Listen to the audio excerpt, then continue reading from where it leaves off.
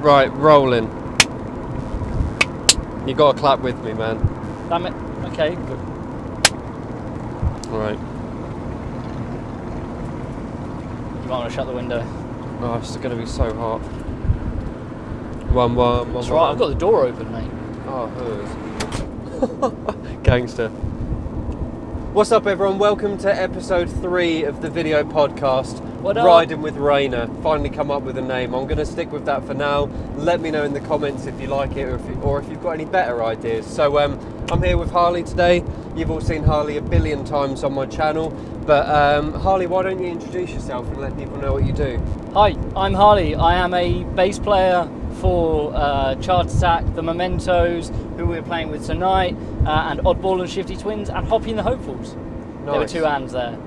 Hobby and the Hopefuls. I just said and Oddball and Shifty Twins and Hoppy and the Hopefuls. So it was just creating suspense, man. It was nice. Yeah, so Harley's a gig and musician, which is why I thought it would be great if we do another episode with Harley. We're going to do the usual thing, so just have a general discussion about stuff that we do. General discussion. And yeah, it'll be awesome. So I'm going to approach Harley with a question that I ask everyone as well, but we'll do that right at the end. But yeah, as Harley said, what we're doing today is we are playing a Mementos gig, wedding. So I've depped with Mementos before, about a year ago, and it's always good fun because I rarely get to play with you, man. Yeah, it's few and far between. We've been friends for about 8 years, maybe 9 years, and we've done way less gigs together than we should have, considering we're both, musicians. And considering you're pretty much the reason why I play bass. Not many people know this. That's a great exclusive. Rayna Vandel, the reason Harley basses. I'm pretty sure we've mentioned this anytime you and I have ever done anything public. Well, we know each other from college, Suffolk New College. We studied together, and we didn't really hang around that much in the first year, but it was in the second year that we kind of chatted and stuff more. And you needed a bass player for this new exciting project that you were doing, which started off as a Green Day tribute, essentially, wasn't it? Yeah. Which I played drums on. Oh man, that's crazy. And then when you started writing, I was like, I want to be part of this, but you already play guitar, because you were on guitar, not even playing drums at that point. This is the weirdest lineup. So starts with Harley on drums, me on guitar, then Harley goes to bass because we want a bassist, and that pretty much started your bass journey. It did indeed. And I feel so responsible for that. I feel like I should get like 17% of all of your income. You're responsible for me being pushed to the back of the class. Yeah, man. I do feel the drum and the bass player are the kids at the back of the class are always like laughing and sniggering at the teacher. I was always quite respectful, I think, but I know what you mean. Like, they're normally the class clowns. Yeah. But we had 2 different groups of people in our college course. The drummers were either very like quiet and reserved, or they were super like, look at me, I need all of the attention. Yeah. I.e. me, Ben Diffley. Who else did we have? We had some other banging drummers. There were some really good drummers. James Brown was one of the top. James Brown. Who was the proggy drummer? Oh, Chris Broom. Chris Broom. Yeah, I don't think he plays drums anymore, which is a shame. I saw a video of James playing with Pete Callahan the other day. I showed you that last night, didn't I? That's 2 other college peoples. Yeah. And yeah, nice to see that. It's surprising. I don't know if there are. Here's a question for you. Do you feel there are more or less people than college friends than you expected who are still doing music? Less. You think most of them were going to stick with it? There's very few people who are like active working musicians out in the scene or in the industry. Yeah. Maybe it's just that I didn't socialise with as many people in college as I thought I did. But we are the minority, the people from college who are still like, that's our job. You know what I mean? Yeah, there are people doing it. Well, that was loud. There are people doing it on the side, and I think they should still be included as active musicians. But there are a lot of people who just didn't stick with it, and some very good musicians who were very good at it that haven't stuck with it. Yeah, true. Yeah, it's sad. Yeah. But yeah, so college is basically where me and Harley met, circa 2008. I then went on to BIM, in Brighton. Wah, wah, wah. That's my That's version of your thing, Glastonbury, yeah.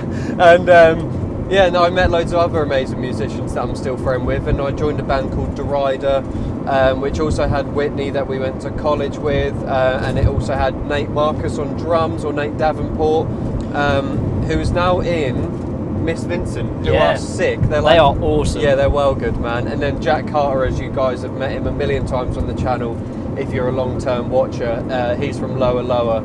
I have to say, my favourite lineup of Flickr was the one that I wasn't in, just because it was 3 drummers. Yeah, it was. It was me, Jack, and Nate. So I played guitar, Nate played bass, and Jack played drums. But because we were 3 drummers, you who were hung out every day, it was like, not to blow my own trumpet, but it was probably the tightest ensemble I've ever been in. It was crazy. It was things. Awesome. I used to sit and cry to myself as I saw photos of you guys at gigs or videos. We were all so cool and punky back then as well. And I was like, I sold out, because I literally did. I left the band to play in a band. I think I'm also responsible for being the first person to get you to wear a pair of skinny jeans. Because I was like, if you're going to be in this band, you've got to wear skinny jeans. Only. They were so skinny. Yeah. I'm pretty sure. I mean, the harmonies were easier, but I wasn't happy. Nice. I looked like I was trying to smuggle a ferret into a ting. There you I'm go. going to go with ferret. It's bigger than a budget. Budgie. So the reason I even brought up college and Harley and BIM and everything is because one of the first questions we've been presented with today sort of ties in nicely to it. So I segued. The question is from Dermot Gardner. Hi, Dermot. O'Leary. Gardner.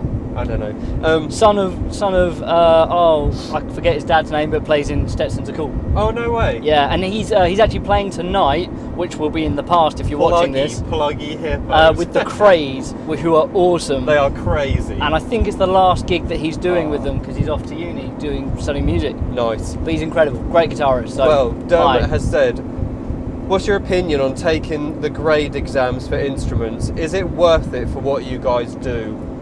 Now, I think we're kind of on a similar stage at the moment, because you were saying the other day how you were thinking about taking grades just for yourself, just to sort of have that tick on next to your name to say that, just to prove that you're that capable. And I'm kind of been toying with it for a while as well.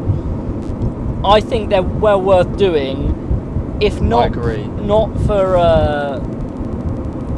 what's the word, like financial or career gains, but just to sort of tell yourself, I am that good. Yeah, it's a weird thing. Like, you and I are probably the only gigging musicians I know in our sort of circle who aren't graded in any way, shape or form in our chosen instrument. Yeah, so, okay. Like, going to the B word, I had to be at least grade 6 playing level, but I'd never done grades. I brought this up in the previous thing, but that's the only time where I've been like, oh, this might actually this might actually hinder me a little bit, but it didn't. So I'm very on the fence. Like, I think the academic route is very important if you want to go down a line of session work, maybe theatre shows, and teaching cruise in schools ships, and stuff. teaching. That you need it for that, but just being a good musician, it doesn't mean anything. I guarantee so many of your favourite bands out there aren't graded because, it's not essential. But I sound like a hypocrite here because I'm arguing both cases in the same sentence, but I don't think you have to do it, and I haven't done it, but I think everyone else should do it. I think an easy and way... I want to as well, just because it will help me with teaching.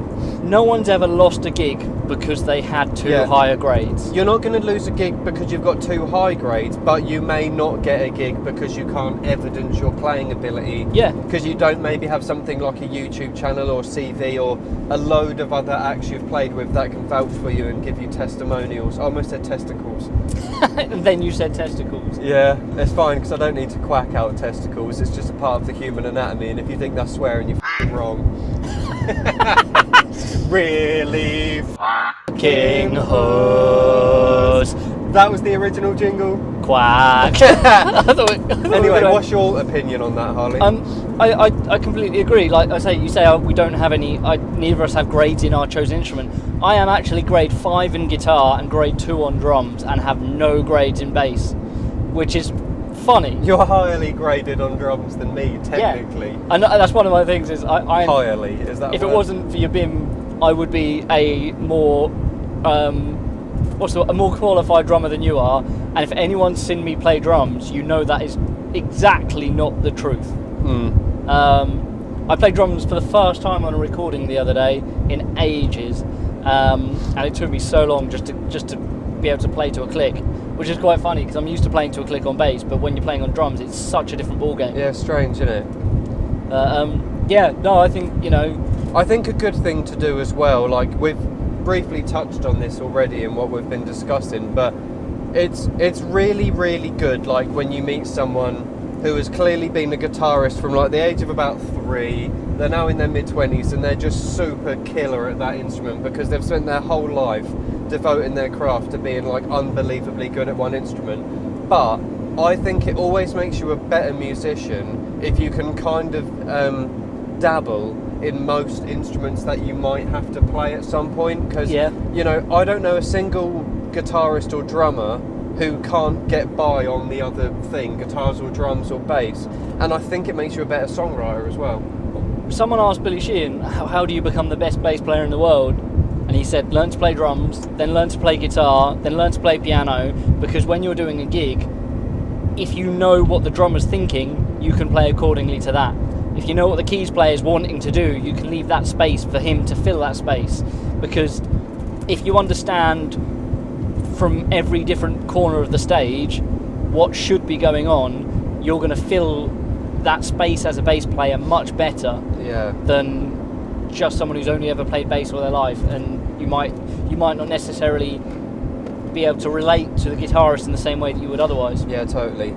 I think it is super important for drummers, especially because drummers are the one person in a band who, if they only play drums, are more likely to not understand the rest of the band in the songwriting process when you overhear the guitarist saying things like, no, I think we should go to a flat 6 here, or like, no, you definitely need to like play this chord as a major. Like the drummer's just going to be sitting there like, so is it still the same tempo? Cool, got you.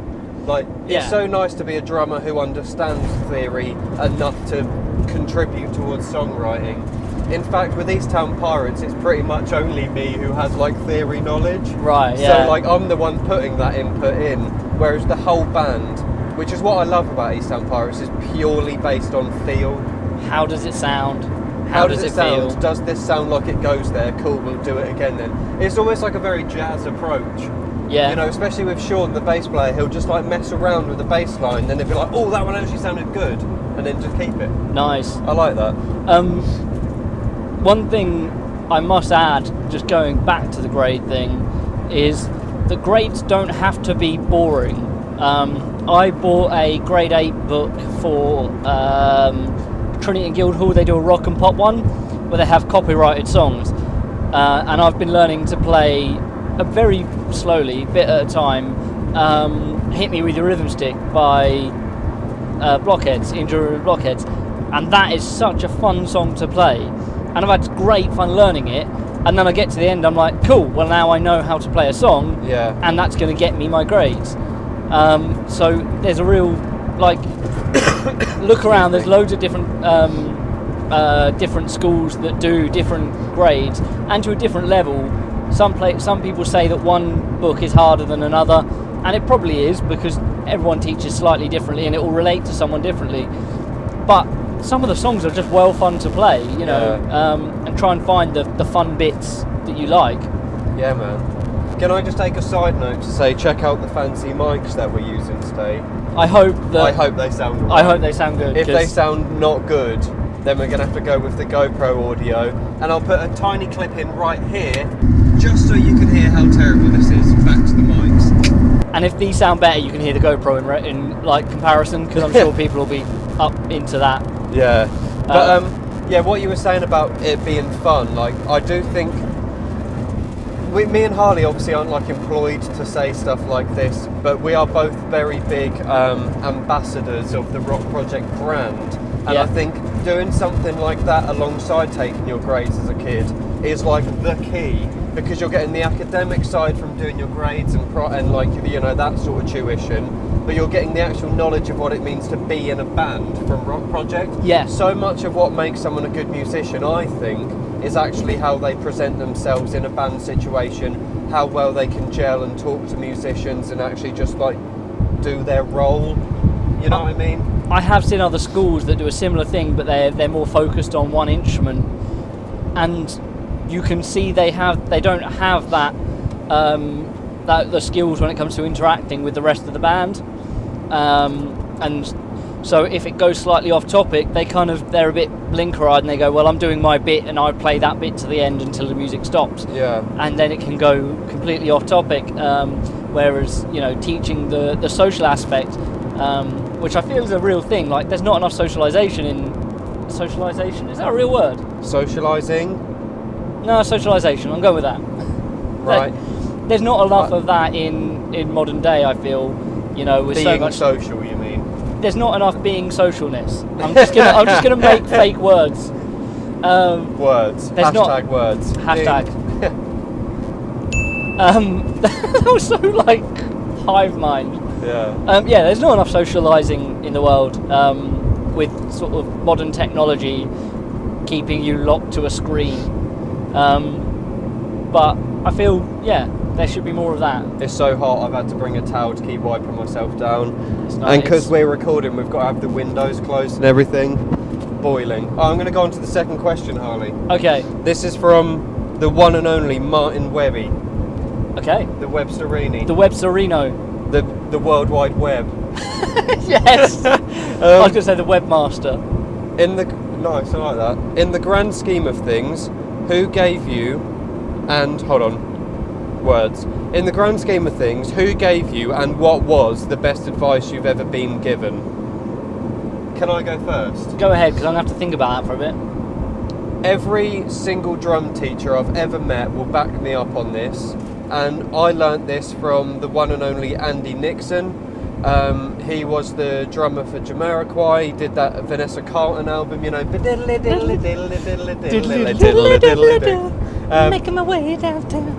So that guy, he was one of the tutors at You Know Where, and BIM, and he was awesome to me, and he was so nice, and he always used to just absolutely drill it into us how playing drums is about the things you don't play and about the spaces that you leave that are more important than the notes that you do play.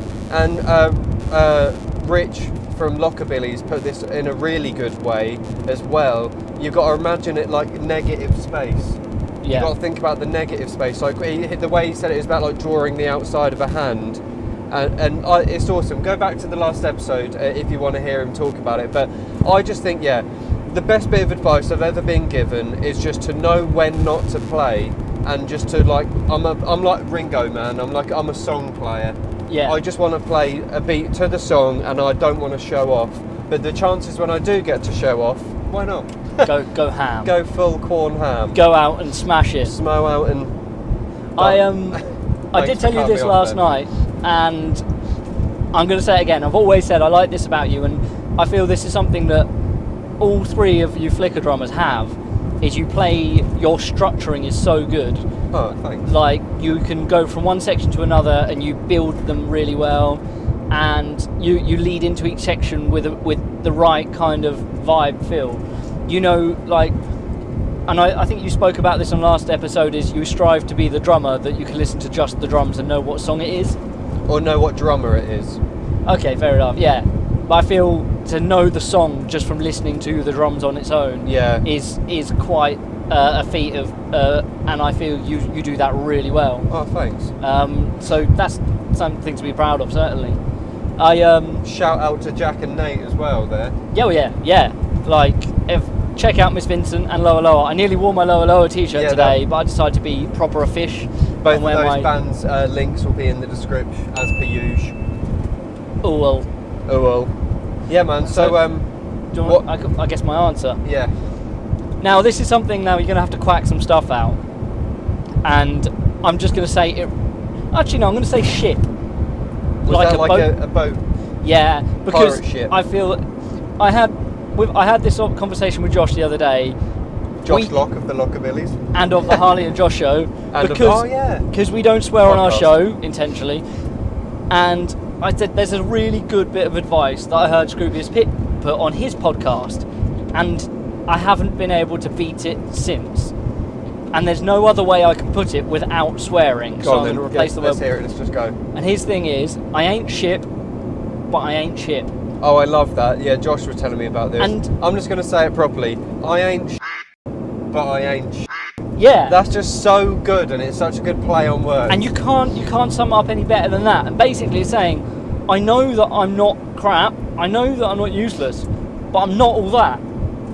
I'm not the best thing in the world. I know what I'm good at. No, the way that is to me, I ain't means, you know, I ain't much, I ain't a big player, I'm not popular, but I'm not bad at what I do. Yeah. You know, and that's the perfect thing of, it's kind of like a... I'm just looking for more questions, by the way. It's like an anti-ego thing. You hear these people and you think, oh, they've got a bit of an ego on them. Make sure that you're not getting confused with someone who's just confident in themselves, who just know what they're about. Oh, there's such a fine line between confidence and arrogance, and when you're a musician... And I think it's a problem with British culture as well, is people don't... Anyone who goes, I know I'm good at something, can get called ego, or get called arrogant. I've got another question. We got another one. Yeah, sorry, okay. I won't interrupt you though. Like you just did. Go on. Okay, I won't do it again. I forgot what my thought was. Okay. So knowing that, so being confident in yourself, and if you see someone who knows that they're good at something and goes, yeah, I'm a good singer, it's often singers that you can make that assumption with, and you can make the assumption that they're good at something, and if they know they're good, that they're arrogant. But if they actually are good at something, then that's not arrogance, that's self-confidence, and that should be completely and utterly encouraged. Yeah. For someone to go, I'm good at this, I'm going to tell everyone who needs to know that I'm good at this. Yeah. Because they might not stick around to see that I'm good at this, so I need to show them that I'm good at this. Nice. I'm a bit conscious of the time. Right. I want to keep this episode a bit shorter, but very good answer, I like that. I have thought of another question for you as well specifically, but good old Jamie Chapman, the old Chappers. She has asked, did either of you have childhood dreams that were different for your careers? Do you want to go first, or shall I? You can go first, man. You're the guest. I like how my guests actually drive me every time as well. Yeah, I've driven into Tesco's. I don't actually know where we're going, but I'll answer this whilst you get the sat nav up. I've always been fairly, I think, realistic in my views. I don't think I've ever... I've always said it would be nice to be in a big famous band doing big shows and stuff, but I'm aware that, you know, when you're wanting to get that big, you're playing a game of odds, not a game of skill. It's a case of being in the right place at the right time. That's a really good way of putting it. And for doing what we're doing, stuff like today, is a case of skill. Having the right marketing and having the right ability as a musician to be able to get those gigs. If you're good at it, I don't want to say it's easy, but it's well within the confines of doableness. Yeah. I think, that's a good way of putting it. I think, everyone has that. I'm going to have to wipe myself down again, I'm so warm. I think everyone has that thing when they're a kid and they first learn an instrument, that you see all these big famous rock stars and you're like, that's the lifestyle I want. But like you, I just wanted to make sure that any form of... I was a performer, you know. I feel like I was born to be a performer, whether it's music, just talking to people. I'd like to get into acting one day. I just feel at home doing something like that. So my goal was just to make sure that is my job when I'm an adult. And, you know, I'm pretty much there now. You're making it, man. You're making it happen. Making it happen. I've got a sat nav up here for you. Cool. Getting lost with Harley C. Yeah, cool. That was an awesome answer. The question I was going to have... No, I'll save it to the end. Before we go on to that, I'm going to ask you the question that everyone wants to know, Harley. No, I'm not single. Okay. Am I going the right way? Yeah. The Okay. question is, are you really 8 centimetres shorter than a baby giraffe? Yes. And that's a factoid. That is a factoid. Centimetres, not inches. Quite often people think inches, but no, I it's say centimetres. inches all the time by mistake, Yeah. but 8 inches is just I muscle memory by now. I always point out Rob for saying that, but then I always make a note that it's because he's old and talks in old measurements. He uses imperial instead of metric. Doesn't do metric yet. Awesome. Right, the question I put to everyone, I'm looking forward to your answers for this. Sorry, man, my grammar is so bad today, and it's because I'm getting over this flu. What are your favourite and least favourite drives to gigs you've ever had or been part of? Probably one of my favourite ones. I didn't enjoy it at the time, but I always look back and go, well, that was a nice drive. Me and Ors Clark of Horsefire, we did a gig in Wells next to the sea. And it was just a really nice drive. People moan about the A140. We may not have even... I think we came this way, actually. Went via Thetford. People can't see where we're going. Oh, yeah. Well, you can see where we've been. Bury St Edmunds. The window's open. You can see where we've been. Straight over, is it? Yeah. Yeah, and it was just a really nice drive. There were loads of country roads, and that was really quite nice. The worst one was the one earlier this year. I had a gig with Claire Free in, I can't remember what it was, about to go onto the M25 and then off again, not too far after that, but I got stuck in an accident on the A12 literally just before Colchester, and I had to do a little bit of off-roading to get onto the slip road into Colchester after sitting there for 45 minutes. Oh. I was an hour late for sound check. Wow. It was an absolute nightmare because I got stuck on the M25 again. Luckily it didn't affect us at all. We just wanted to get there early because we were playing with the drummer for the first time, and we wanted to go through a couple of songs with him. I hate being late for things. I think... Yeah, you're quite on it with that. Yeah. I think I always have been, because I really get annoyed when other people are late. It's not hard to be early for stuff. It's fine. I mean, I let you off because if you can't change a habit of 10 years, you're never going to change it. But like, I read it. Yeah, as a musician, you're different when you're working. I think when it's a gig, but one of the best traits to have is just punctuality, being on time, being professional. Like, no one is going to keep hiring you if you're like 20 minutes late to every gig, or you miss sound check, or... Straight over? Left. First exit. Are we going to Centre Parks? Oh man, should we just ditch the gig and go to Centre Parks? Yeah! Go for a little 2-night break. Yeah. But yeah, awesome. So the worst one was that one, then it just involved loads of off-roading and stuff. It was just a nightmare, and but the gig went really well actually. We played with a guy called Jim Molyneux, a London player. Jim Molyneux who? Jim Molyneux. Oh. Molyneux, me, John. And yeah, it was great. It was a great gig. Nice and relaxed. I love playing with Claire. She's just, I don't want to say it's easy music because there's some really cool technical bits. She's awesome. But she's really good at leading the band. Where next? Is it right here? I think it is, yeah. We are literally going to Centre Parks. Straight over. Oh, fine. Yeah, so that's We'll go on the way awesome. back. I think we're getting a little bit lost, so to save distracting Harley any further... No, that's fine, we've got this. I was going to keep this one to half an hour anyway, so it's fine. So I want to answer more questions. I've got more questions. Don't be a child, Harley. Kate. Sorry, Dad. You're welcome, son. You're welcome. I'm sorry. Yes, you're welcome that you're sorry. No, I've only really got one more thing that I was going to ask you, which is that to anyone watching who is a new or aspiring musician, or even someone who is looking to get into, what we do, which is essentially, gigging a lot for people. Sometimes you've never met them, or with band, whatever. If you want to be a session musician or a depth musician, what is the one best bit of advice from your experience you can give to someone listening in or watching? Hey, subscribe. That's a good question. There's so much good advice that I think probably other people have already given. So I'm going to go for something that's maybe a little bit of an odd one. I mean, nah. Okay. I guess the thing is to be passionate and find something to be passionate about. Mm-hmm. The gig we're doing tonight, we're playing fairly don't want to say middle of the road music, but the music that It is all quite straightforward, like 4-chord pop music, isn't it?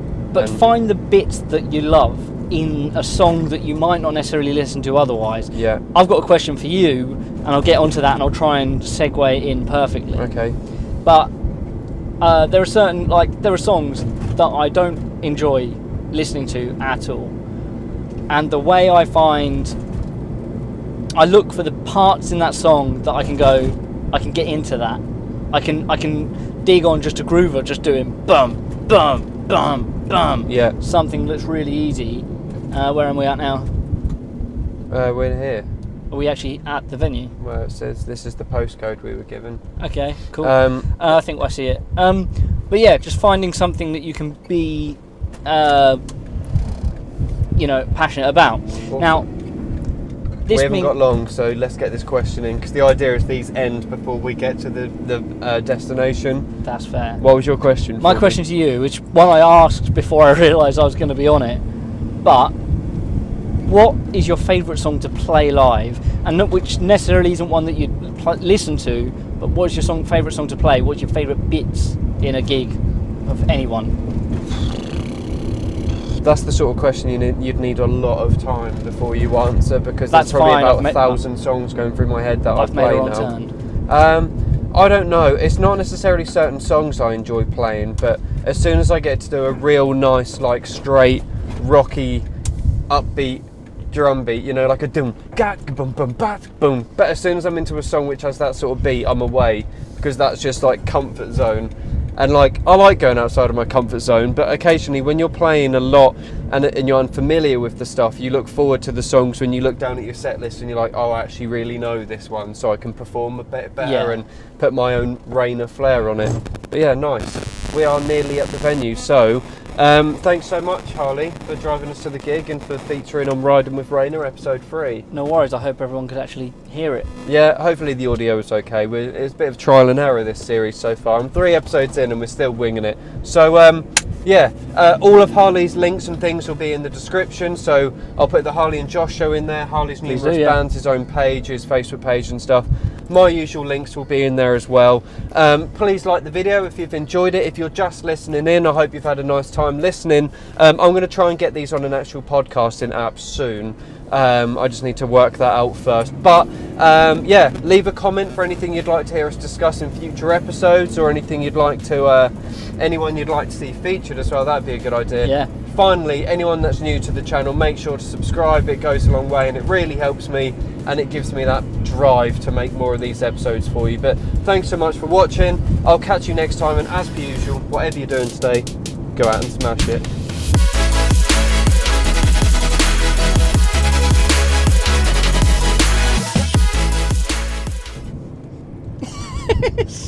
Bare sinkage. Sink bearage.